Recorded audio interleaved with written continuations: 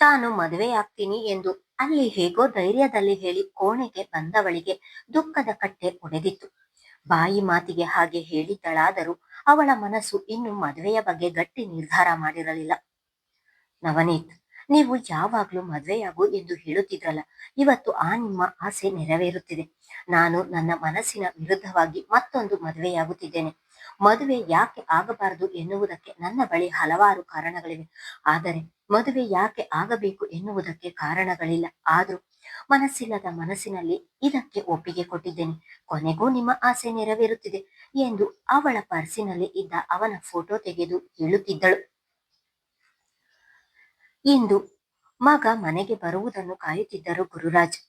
ಅನುರಾಗ್ ಬಂದು ಕೋಣೆಗೆ ಹೋಗುತ್ತಿದ್ದ ಹಾಗೆ ಅವನ ಹಿಂದೆಯೇ ಹೋಗಿದ್ದರು. ಅನುರಾಗ್ ತನ್ನ ಶರ್ಟ್ ತೆಗೆಯುತ್ತಿರುವಾಗಲೇ ಅನು ಎಂದು ಹೇಳುತ್ತಾ ಒಳಗೆ ಬಂದಿದ್ದರು. ಏನಪ್ಪ, ಏನಾದ್ರೂ ಮಾತನಾಡುವುದಿತ್ತ ಎಂದು ಮುಗುಳು ನಗುತ್ತಲೇ ಹೇಳಿದನು. ತನ್ನ ತಂದೆ ವಿಷಯ ಇಲ್ಲದೆ ತನ್ನ ಕೋಣೆಗೆ ಬರುವುದಿಲ್ಲ ಎಂದು ಅವನಿಗೂ ತಿಳಿದಿದೆ.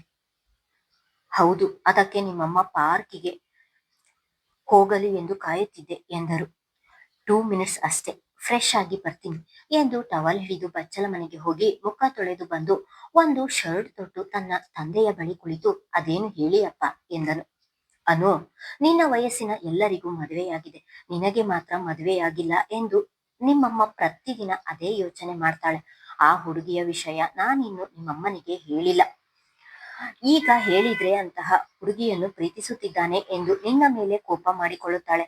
ಅದಕ್ಕೆ ಬ್ರೋಕರ್ಗೆ ಒಂದು ಹುಡುಗಿ ಹುಡುಕಲು ಹೇಳಿದ್ದೇನೆ.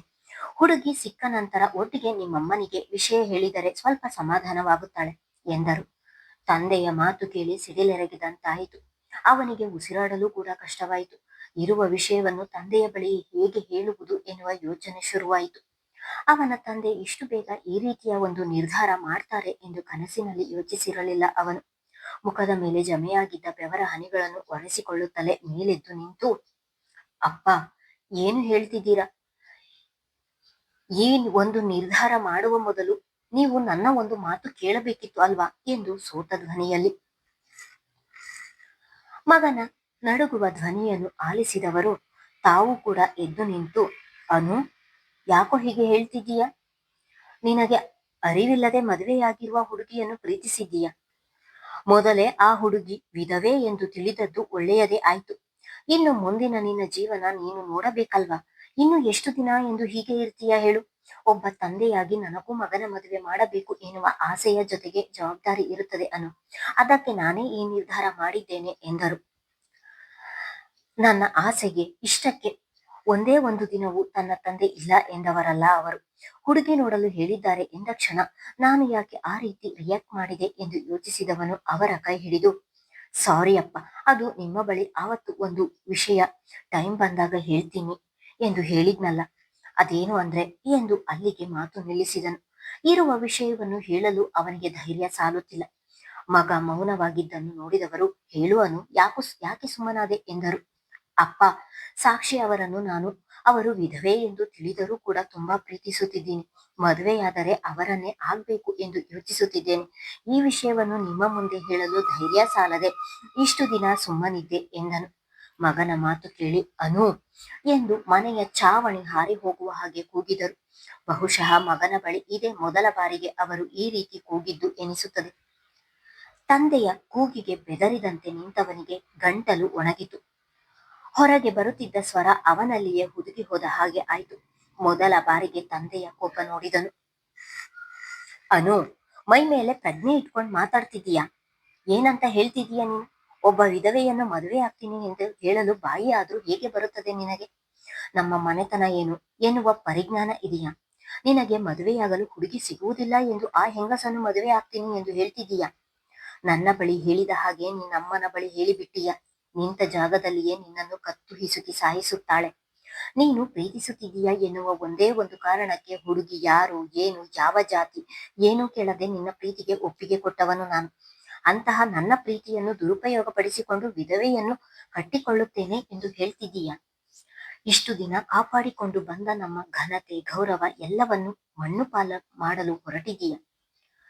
ನನ್ನ ಮಗ ಈ ರೀತಿಯ ಒಂದು ತಪ್ಪು ನಿರ್ಧಾರವನ್ನು ಮಾಡುತ್ತಾನೆ ಎಂದು ನಾನು ಎಂದಿಗೂ ಯೋಚಿಸಿರಲಿಲ್ಲ ಎಂದು ಬಾಯಿಗೆ ಬಿಡುವು ಕೊಡದೆ ಒಂದೇ ಸಮ ಮಗನ ಮೇಲೆ ಕೂಗಾಡಿದರು.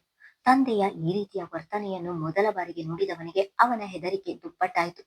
ಅವರನ್ನು ಹೇಗೆ ಕನ್ವಿನ್ಸ್ ಮಾಡುವುದು ಎನ್ನುವುದೇ ತಿಳಿಯಲಿಲ್ಲ.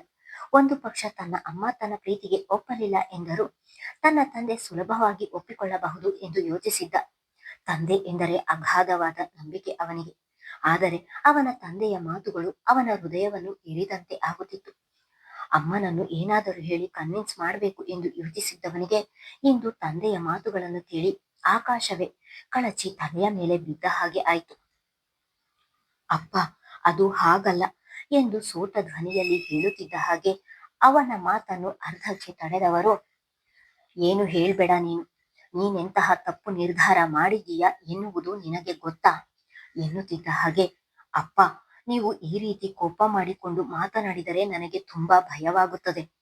ಪ್ಲೀಸ್, ನಾನು ಹೇಳುವುದನ್ನು 5 ನಿಮಿಷ ಸಮಾಧಾನದಿಂದ ಕೇಳಿ ಎಂದು ಹೇಳಿದವನ ಕಣ್ಣುಗಳು ತುಂಬಿದವು. ತಂದೆಯ ಜೊತೆ ಮಾತನಾಡಲು ಕೂಡ ಆಗದೆ ಗಂಟಲುಬ್ಬಿತು. ಇಲ್ಲ ಅನು, ಇನ್ನು ನೀನು ಏನೇ ಹೇಳಿದ್ರೂ ನಾನು ಕೇಳುವುದಿಲ್ಲ. ನಿನ್ನ ನಿರ್ಧಾರ ನನಗೆ ಯಾವತ್ತಿಗೂ ಒಪ್ಪಿಗೆ ಆಗುವುದಿಲ್ಲ ಎಂದು ಹೇಳಿದವರು ಅಲ್ಲಿ ನಿಲ್ಲದೆ ಹೊರ ಬಂದಿದ್ದರು. ತಂದೆ ಆ ರೀತಿ ಮಾತನಾಡಿ ಹೋದದ್ದನ್ನು ನೋಡಿ ತಲೆಯ ಮೇಲೆ ಕೈ ಹೊತ್ತು ಕುಸಿದು ಕುಳಿತನು. ಸಾಕ್ಷಿಗೆ ತಾನು ಮದುವೆಯಾದರೆ ನಿಮ್ಮನ್ನೇ ಎಂದು ಹೇಳಿ ಬಂದಿದ್ದಾನೆ. ಇಲ್ಲಿ ಅವನ ತಂದೆ ಈ ರೀತಿ ಮಾತನಾಡುತ್ತಿದ್ದಾರೆ. ಈಗ ಏನು ಮಾಡುವುದು ಎನ್ನುವುದು ತಿಳಿಯಲಿಲ್ಲ ಅವನಿಗೆ. ಗುರುರಾಜ್ ಅವರು ಇಷ್ಟು ದಿನ ಯಾವುದರ ಬಗ್ಗೆಯೂ ಅತಿಯಾಗಿ ಯೋಚಿಸಿದವರಲ್ಲ, ಯಾವುದಕ್ಕೂ ಅತಿ ಆಸೆ ಪಟ್ಟವರಲ್ಲ. ಹಾಸಿಗೆ ಇದ್ದಷ್ಟು ಕಾಲು ಚಾಚಿ ನೆಮ್ಮದಿಯಿಂದ ಜೀವನ ಮಾಡಿಕೊಂಡು ಬಂದವರು. ಅವರ ಮುಂದಿನ ಕನಸು ಎಂದರೆ ಅವರ ಮಗ ಒಬ್ಬನೇ. ಮಗನ ಜೊತೆ ಸ್ನೇಹಿತನ ರೀತಿ ಖುಷಿಯಾಗಿ ಜೀವಿಸಿಕೊಂಡು ಬಂದವರು. ಇಂದು ಮಗ ಹೇಳಿದ ವಿಷಯವನ್ನು ಕೇಳಿ ಅವರನ್ನೇ ಪಾತಾಳಕ್ಕೆ ದೂಡಿದಂತಾಗಿದೆ. ಅದರಿಂದ ಎದ್ದು ಬಂದರೆ ಮಗನಿಗೆ ನೋವು ಅಲ್ಲೇ ಉಳಿಯಲು, ಹಾಗಂತ ಮಗನಿಗೆ ವಿಧವೆ ಮದುವೆ ಮಾಡಿಕೊಳ್ಳಲಾಗುವುದಿಲ್ಲ. ಅದೇ ಯೋಚನೆಯಲ್ಲಿ ಹೈರಾಣಾಗಿದ್ದರು. ಆಗ ಕೋಣೆ ಸೇರಿದವರು ಊಟದ ಸಮಯವಾದರೂ ಕೂಡ ಇನ್ನೂ ಹೊರಗೆ ಬಂದಿರಲಿಲ್ಲ. ಮನೆಯಲ್ಲಿ ಅಪ್ಪ ಮಗನ ನಡುವೆ ಈ ರೀತಿಯ ಮಾತುಕತೆಗಳಾಗಿವೆ ಎನ್ನುವ ಸಣ್ಣ ಸುಳಿವು ಕೂಡ ವೈದೇಹಿ ಅವರಿಗೆ ಇರಲಿಲ್ಲ. ತನ್ನ ಗೆಳತಿಯರ ಜೊತೆ ಪಾರ್ಕಿನಲ್ಲಿ ಸುತ್ತಾಡಿ ಮನೆಗೆ ಬಂದವರು ತಮ್ಮ ಪಾಡಿಗೆ ತಾವು ಅಡುಗೆ ಕೆಲಸ ಮುಂದುವರೆಸಿದರು. ಅಡಿಗೆ ಆದರೂ ಸಹ ಯಾರೊಬ್ಬರು ಹೊರಗೆ ಬರದೇ ಇರುವುದನ್ನು ನೋಡಿ ತಾವೇ ಕರೆಯಲು ಹೋದರು. ಮೊದಲು ಬಂದದ್ದು ಮಗನ ಕೋಣೆಗೆ. ಮಲಗಿದ್ದವನನ್ನು ಏಳಿಸಿ ಊಟ ಮಾಡುವಂತೆ ಬಾ ಎಂದರೆ, ನನಗೆ ಹಸಿವಿಲ್ಲ ಅಮ್ಮ, ಮಧ್ಯಾಹ್ನ ಲೇಟಾಗಿ ಊಟ ಮಾಡಿದೆ, ಮನೆಗೆ ಬಂದು ಕಾಫಿ ಕುಡಿದಿದ್ದೆ, ಸಾಕಾಗಿದೆ, ಮಲಗ್ತೀನಿ ಎಂದು ಹೇಳಿ ಮಲಗಿದನು. ಮಗ ಹಾಗೆ ಹೇಳುತ್ತಿದ್ದ ಹಾಗೆ ಅವನನ್ನು ಹೆಚ್ಚು ಬಲವಂತ ಮಾಡದೆ ಹೊರಗೆ ಬಂದಿದ್ದರು. ಅವನು ರಾತ್ರಿಯ ವೇಳೆ ಹಸಿವಿಲ್ಲ ಎಂದರೆ ಕೆಲವೊಮ್ಮೆ ಹಾಗೆ ಮಲಗುತ್ತಾನೆ. ಮಗನ ಕೋಣೆಯಿಂದ ಹೊರಗೆ ಬಂದವರು ಗಂಡ ಮಲಗಿದ್ದ ಕೋಣೆಗೆ ಹೋಗಿ ಊಟಕ್ಕೆ ಏಳಿಸಿದರೆ, ವೈದು, ಯಾಕೋ ಮಧ್ಯಾಹ್ನ ಊಟ ಮಾಡಿದ್ದೆ ಅರಗಿಲ್ಲ, ನನಗೆ ಹಸಿವಿಲ್ಲ, ನೀವು ಹೋಗಿ ಊಟ ಮಾಡಿ ಎಂದರು.